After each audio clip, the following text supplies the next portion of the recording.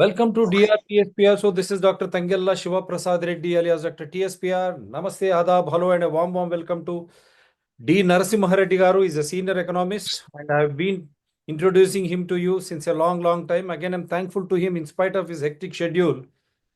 He has entered into 2025 DRTSPR channels show. This is another English New Year for the sake of all those. But don't forget, this English New Year is the world calendar on which the entire world runs its administration. Did anything has been changed since 11 years? Because empty vessels make more noise. Why? Because the same thing is happening year after year. The inequalities, whether it is economics, politics, we will leave other side because we are discussing economics. The cash, the status, 2025, right from 2014 we will take. Because before 2014, what has happened? People have voted out UPA. They brought in Modi, BJP, NDA. Now in these last 11 years, what is our fate? Did the lowest strata, the downtrodden, improve their living standards, their per capita income? What is their income per day or per month, per year? Similarly, middle classes, they have been paying more taxes. This is what I've been telling as a Hindu, because I have to go in their language.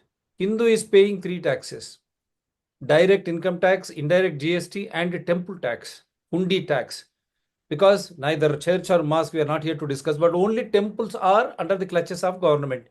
In spite of 11 years Modi rule, why he has not released? Why is he penalizing Hindus? This discrimination. The same discrimination is happening in all classes of all regions, whether they come from this class or that class. Their earnings have come down post-COVID. Many of them lost jobs. Now in the form of inflation, if you see, are there any campus interviews going on? The world slowly but surely trying to dictate the deep state, which we call, dictating terms to all the developing countries to ape them, to follow them, so that whatever bad things they have accrued over the years, they are trying to shift or transfer it in the name of technology by giving you some bonuses so that you invite them, industrialize your countries, become more polluted, and end products again you will give it back to them. This is the nonsense. In that pursuit, the health, environment, everything is lost. So in this pursuit, let me just show quickly 1 or 2 videos. Many have shared when immediately, as soon as Narasimha Reddy ji gave me consent today in the morning, many have sent me, sir, this you play, ask him to discuss this. I said, no, we have only 40 minutes literally, and only main things will go, I told them. So I just wanted to play one after the other. This is the rap which has become very famous.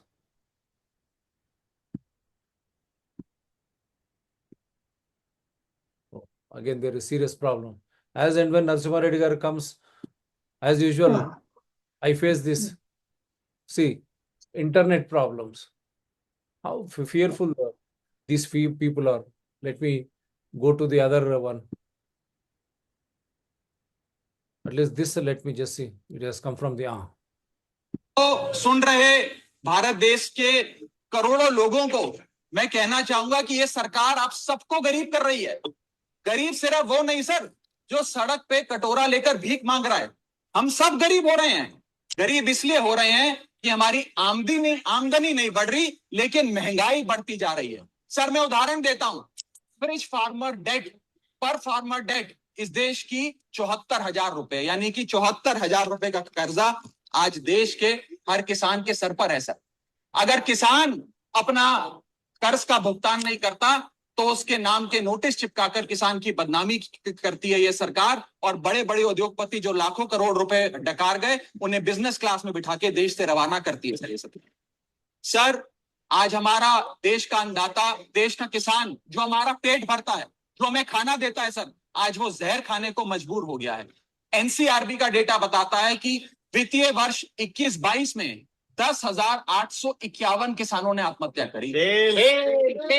यानी कि इस देश में औसत रोज के 30 किसान आत्महत्याओं की आती है। 30 किसान रोज इस देश में आत्महत्या कर रहे हैं। हम आजादी का अमृत महोत्सव मना रहे हैं and 30 farmers per day in this country commit suicide, sir. Now I think it has gone to more than 30.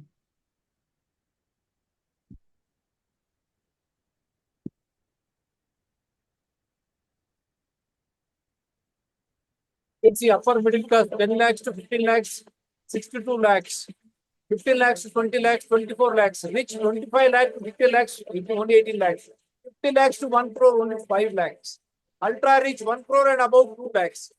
This is the data from the Ministry of Finance. Who is paying how much tax?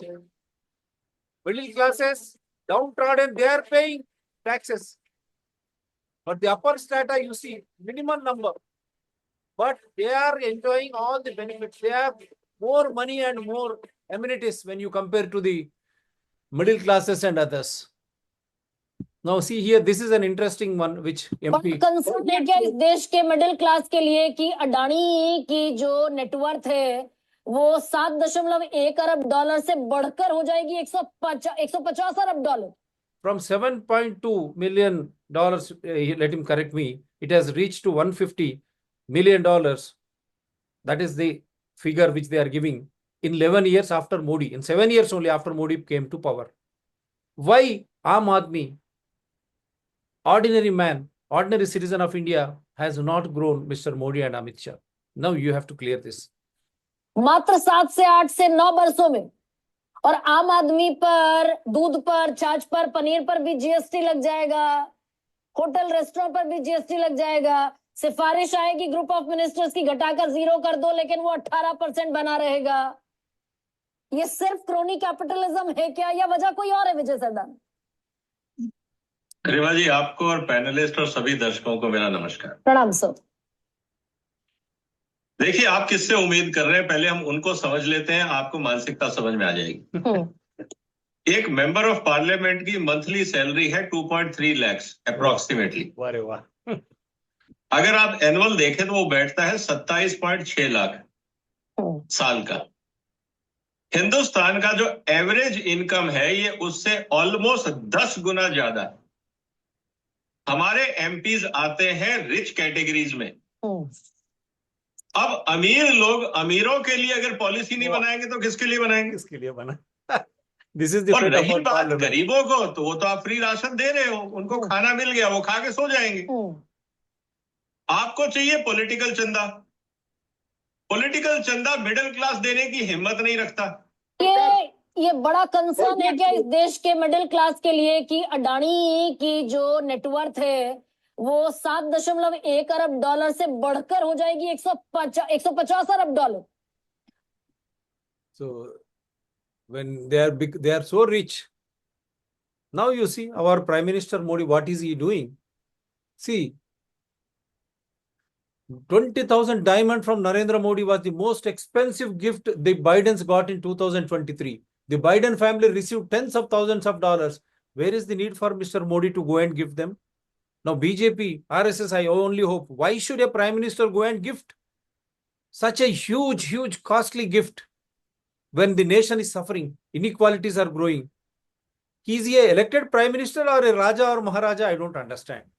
Narasimha Reddy garu will correct me if I am wrong.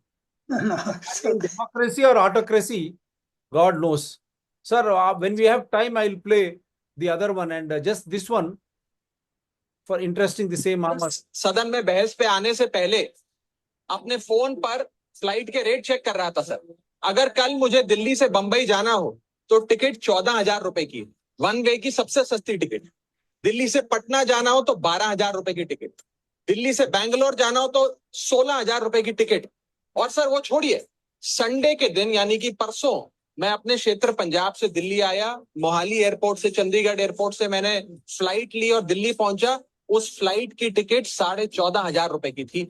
हम सांसदों को तो flight की reimbursement मिल जाती है sir. आप उस आम नागरिक का सोचिए जो इस स्काई रॉकेटिंग एयर प्राइसेस से जूझ रहा है।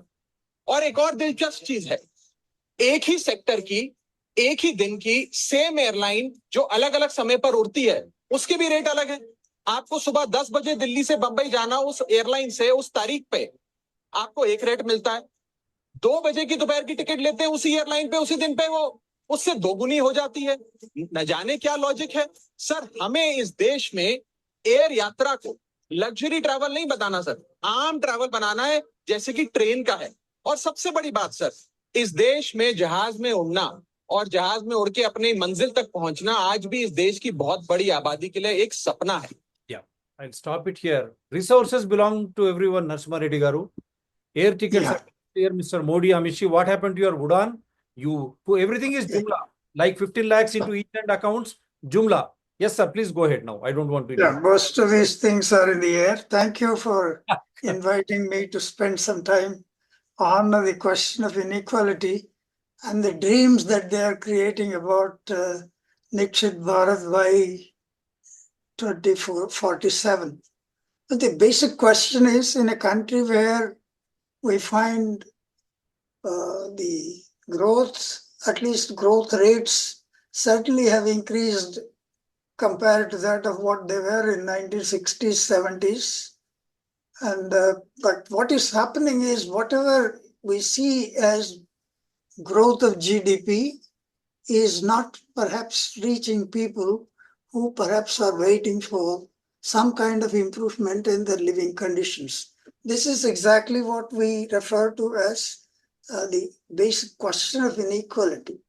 We can start with raising a question: can a country which is growing reasonably, even this present government's 5% growth rate, or of course very high growth rates of 7 to 8% in the earlier regime, before let's say 14, for about 10 years during that period, the UPA regime, there was very high growth rate of 7 to 8% as well. But I think what has happened, either it was in UPA or in the present even 5% growth rate, the increase in national income is increasingly moving on to that of forest lands rather than that of, let's say, improving the condition of the people who are at the bottom level. We talk in terms of eradication of poverty. It looks like it's an eternal kind of problem. We have, let's say, more than 75 years after independence. We still talk in terms of eradication of poverty. We still talk in terms of very high growth rates. This paradox one can see. How can there be a country for the last, let's say, at least right from, let's say, 2019, 2004 onwards, or even we can say 1995, 96 onwards, there has been more than 5% growth in average. But how is it that poverty persists? This is exactly where we raise a question. What is happening to that of high growth rates are increasingly being appropriated by higher income groups rather than a fair share is being moved on to that of, let's say, lower income groups, particularly poorer groups. I mean, then we have a long history. In fact, there are quite a few studies now. Until at least, let's say, 10 years ago, I mean, let's say we can talk in terms of measuring income inequality in terms of Piketty era period. Right from Piketty's time, we started taking a look at, let's say, earlier we used to say we don't have data on income, therefore we can't say what is happening to inequality. But now we have different methods which are accepted as professionally acceptable measures of, let's say, income. Therefore, distribution is also known now. So we have moved, what has happened is our, let's say, right from 1950s onwards, the goal of planning and development was growth with that of, let's say, justice. Essentially, it means distributive justice. Whatever perhaps we achieve as growth, 3% or 5% or 8%, the fair share of this should go to that of lower income groups as well, so that as growth happens, there will be, let's say, improvement in the conditions of living.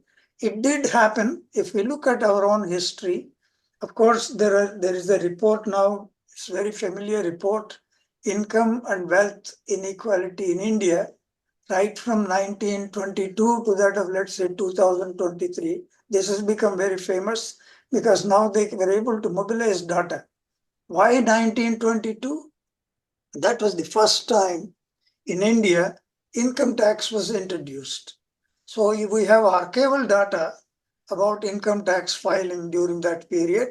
From then we have data now. It's in archives, we can draw it, and then let's say make meaningful interpretations. In addition to that, we have been doing a lot of surveys. They are not directly income-based surveys, but they are about expenditure-based surveys, like by NSS. We have also some kind of NSS surveys which give us some idea of wealth. We have what is called as the one part of NSS survey. Every 10 years it used to be. Now they're trying to, let's say, of course, 4 or 5 years, they're not even doing surveys now, including that of census they are not doing. But that's a very dangerous thing. Coming back to what data we have different sources now which are used along with income tax filing data, data relating to that of large scale national household data, plus data from, let's say, the what perhaps both rural and urban areas, what is referred to as income and, let's say, wealth data. That's, I think, collected now. Based on this, we have estimates now. And in fact, this report, when there are combining these reports, we see some kind of a change in the process of distribution of income. For instance, from 1950 to that of, let's say, 1980, almost 10 years, if we take into consideration the distribution of income on the basis of available data, we find that there has been a fair increase in the share of the poor as well. For instance, if we say divide, let's say, the periods, most of the problems come from what we refer to as liberalization of the economy. There is, of course, growth, but the growth is such, it is going increasingly to that of rich people, the returns of the growth. I mean, this is where we talk in terms of the beginning. I mean, of course, Dr. Manmohan Singh is no more. We celebrated his achievements on the occasion of his demise. But the belly side of his reforms, he is known for a person who brought a great deal of economic reforms, introduced neoliberalism, reduced state role in the economy, opened up economy to that of, let's say, trade, private investment from abroad, reduced kind of regulations. That way he is supposed to be a champion of reforms. But these reforms certainly has driven private investment and driven to that of increasing private profits as well. But I think at the same time, the declining state role, that's a public sector, particularly in public goods, when it comes to the question of public goods like education, health, public transport, including there was immediately before we started our program, there was a clip he was complaining about how free now are the railways to change rates. That could be, let's see, even railways charge different rates. It's a public sector, but it behaves like a private sector. And of course, leave alone the airlines. As I said, that the morning one rate, afternoon another, and by the evening it's 2 times the same rate. This is the kind of freedom that has come to that of private investment. There is no limit to that of obviously it means there is no regulation. Same thing happened to that of education and health.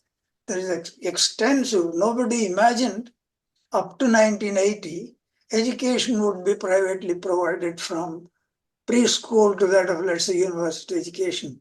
All of us of our age group never thought that there would be something like private school or private education. I mean, exceptional.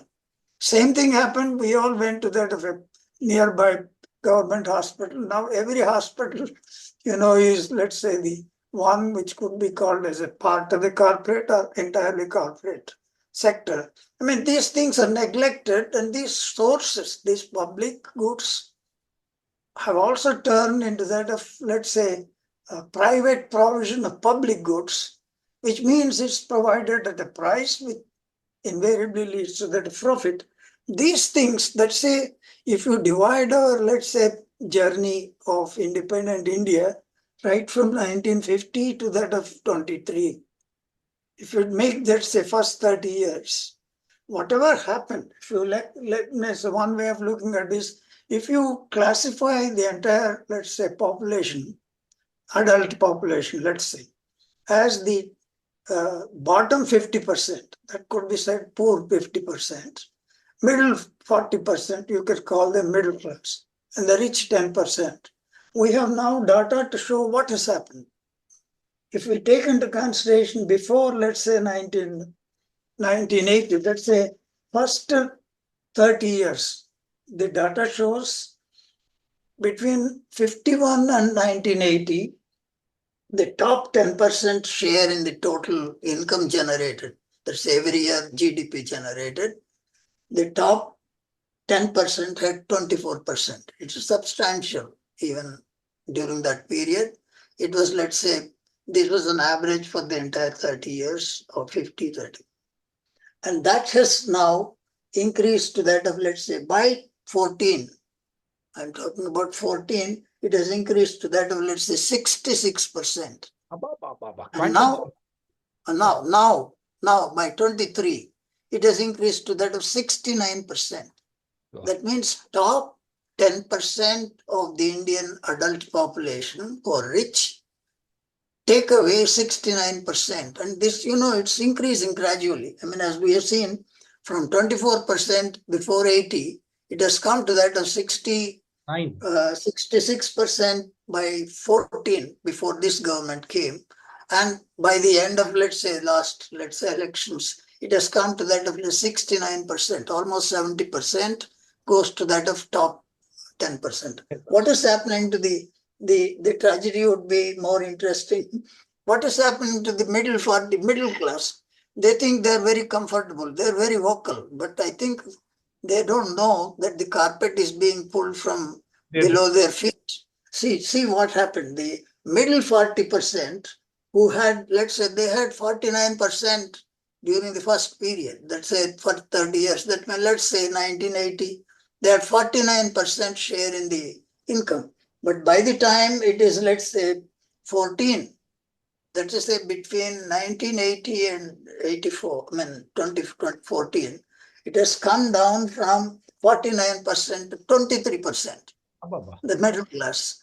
And I think if you move further, it has come down further, that of, let's say, lower. 23 is also, they have not improved much. It has, let's say, come down to that of, let's say, 24%. I mean, it stays there. That means the losers essentially are the middle class as much. But of course, if you take the bottom 50%, we can say poor 50%, from 1980s, it has come down from 28% to that of 11%. But the present situation is around that. I mean, that poor, they get some kind of a free rice and all that. You calculate that ration. So therefore, they still continue, but their positions are much better in terms of share in the GDP. 28% in 1980, it has come down to that of, let's say, 12%, 11% now. I mean, this kind of, let's say, change. For instance, it's moving on now. What is interesting is, if we compare, let's say, what has happened, normally we ask as to what happened to that of, let's say, a country like China. They also began, the so-called development along with us. If you look at them, the Chinese economy, in fact, the share in, let's say, the top 10%, their top 10% of income is, let's say, that's also about, let's say, 29%. It is not small, but compared to that of, let's say, India's 69%, their top 10% get only 29%. See, if you are talking in terms of progress in China, eradication, they have zero poverty now. How was it possible? Because out of their growth rates are also very high. Until recently, they had about 7 to 8%, but now it may be less than 5%. That's a different story. But whatever happened earlier, but very high growth rates of 8% or 7%, has gone substantially to the other groups. That's one way of comparing is while India 10% got 69%, their 10% got only 29%. 29%. And then in this 40%, the middle class, they also got, let's say, they got 43%. It is in India, it has come down to the 23, 24%. They still retain the middle class. That's the big purchasing power for them. Yeah. The middle class still have 43%. And the bottom 50% also got, let's say, about 15%. I mean, that of course, that's also not a fair kind of distribution. Yeah. They are also But suffering. Ours is but 22% and they have got only 15%. They are yeah, 50% suffering eternally but world over. that 15% is at a very high level. For instance, if you refer to that of the 15% of China, that 15% is much higher because their per capita income now is something like, let's say, almost 2 times our per capita income. Our per capita income is $2,500 per annum. Their per capita income is something like $8,000 per annum. So therefore, their total incomes are high. Therefore, even 15% means The standards fairly of living, the standards of living can be much better exactly. than 50%. So in fact, the present situation is that we have also data about the wealth. The worst things happen. No, you see, it is common sense to imagine if we are in a situation where the rich, the top 10% continue to get substantial share, what happens? This year I get, let's say, an income share in the GDP, which is about 69%. Next year, what happens to that? Besides, let's say, consumption and other expenditures, there is savings, investment. Investment invariably turns into that of two parts. It becomes wealth as well, let's say, income, next income by way of profit. Therefore, wealth has continuously increased. Therefore, if we take into consideration wealth distribution, the inequality has skyrocketed. For instance, this is where they talk in terms of the report from 1992 to 2022, 23, talks in terms of inequality in India, which is worse than inequality in the colonial period. So even those times, it was not as much. We can see that here. For instance, if we refer to that, the bottom 50% wealth-wise, it is hardly 6.4%. Shame. Whereas, of course, in income, at least they have 15%. 15%. But when it comes to wealth, it's only, it becomes, let's say 6%. But the worst is in the case of, let's say, top 10%. Top 10% of India's wealth is in the top 10% of India's rich own as much as 65% the total wealth. Almost on par with their income. 69%. Much higher. In fact, that's wealth, that's huge. And then among them, that's where I think the skewness increases.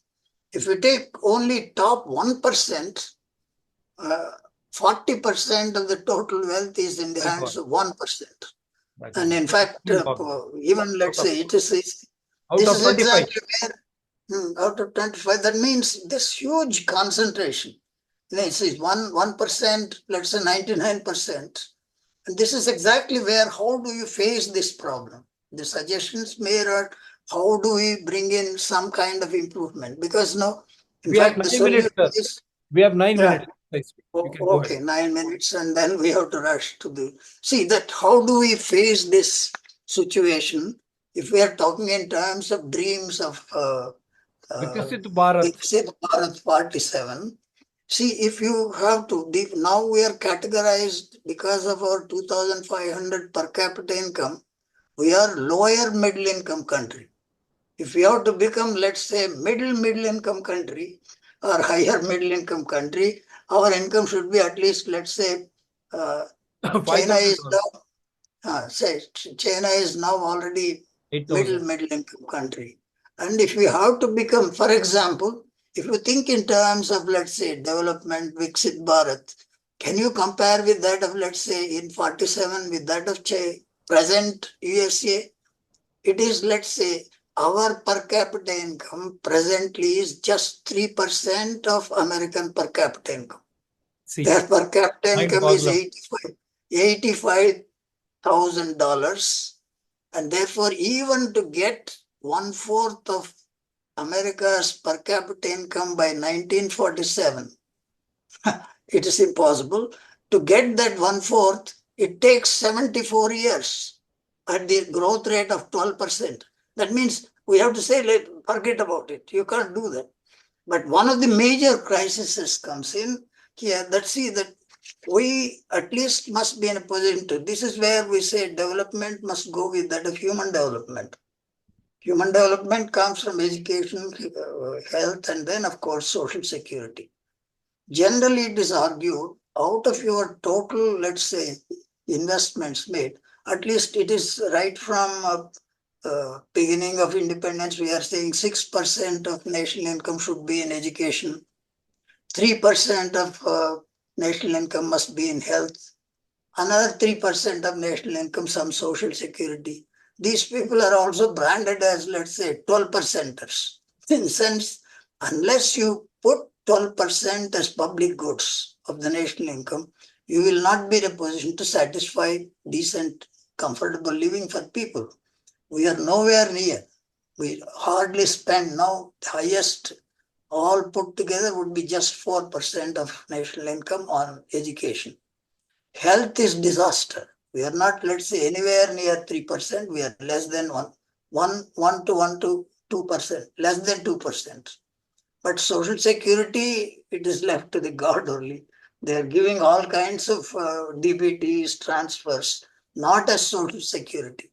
Social security means an assured kind of, you say, old age, Permanent. retire.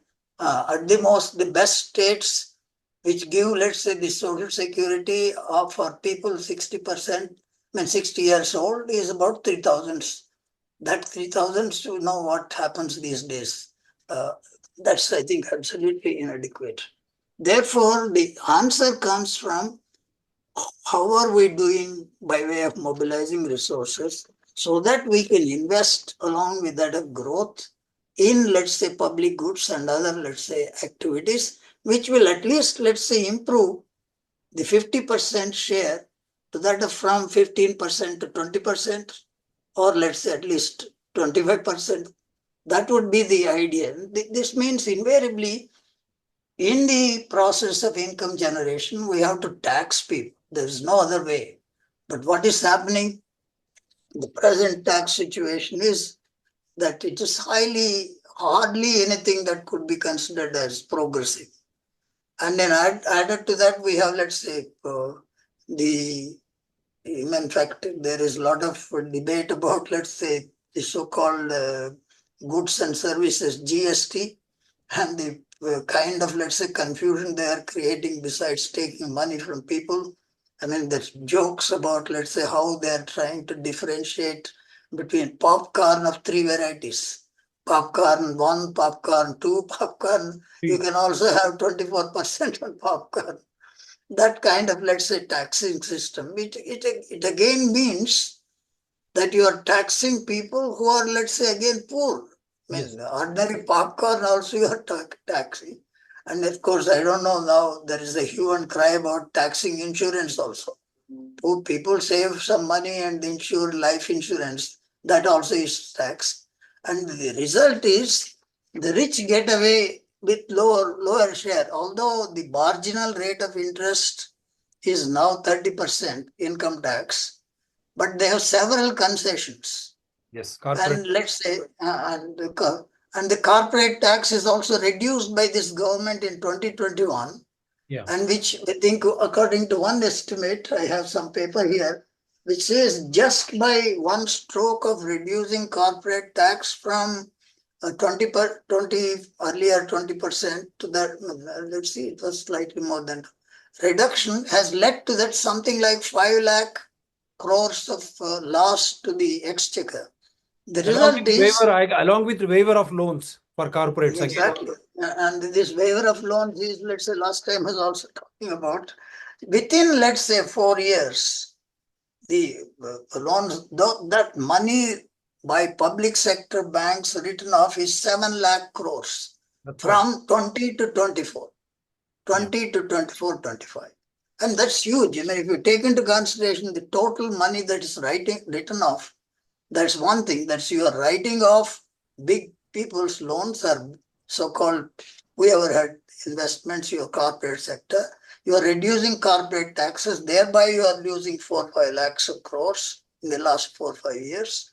And then you are not, let's say, thinking in terms of any other means of taxation. In fact, there is a very sensible proposal that if we have to raise the resources, the wealth inequality is so much, the proposal is tax the richest 0.4% of people. I mean, 0.4% of the people whose wealth is something like, let's say, or 10, let's say more than 10 crores. There is argument that it's very difficult to tax because wealth, how do we estimate wealth? If you tax wealth, they are likely to move away from the country. Let them go there. Even without that, they are going away with wealth. But just to pay taxes of, let's say, the proposed tax is, in most of the European countries, it ranges from 0.1% of tax to that of 3% tax, depends upon wealth. I mean, 500 million, let's say, euros is taxed something like, let's say, 1%. There's nothing for people who have that wealth, but country, it is a lot of money. Therefore, they're proposing, if you can tax this richest 0.4% of the people, you can mobilize. I mean, this range they are suggesting is about 2.45% of wealth tax. If that can be done, you can mobilize enough money for putting 6% in, let's say, education, 3% in health, 3% in social security, so that at least this bottom real income would increase to that of 20%, bottom 50% wealth. So you will have a country which has moved in that direction. And there are other problems as well. For instance, 1 minute, last 1 minute, you finish it off. Yeah, last 1 minute. There are other complications. Now we talk in terms of becoming Viksit Bharat, because it's linked to that of climate change. It's linked to that of kind of carbon and other, let's say, greenhouse gas rates. For instance, if someone has to expect that all countries should become like that of United States, you require 9 planets, not 1 planet. Therefore, we have to know that when it comes to the question of pollution, climate change, and this context, entire lifestyle should change. Money should be put in, let's say, health, education, and other kind of public transport with reduced kind of carbon burning. That requires a lot of investment. If we don't think on those lines, as this government is opening up Andamans, opening up of, let's say, forests, and then for New coal mines to Adani's. coal mines, and you want to clear people out of Chhattisgarh and make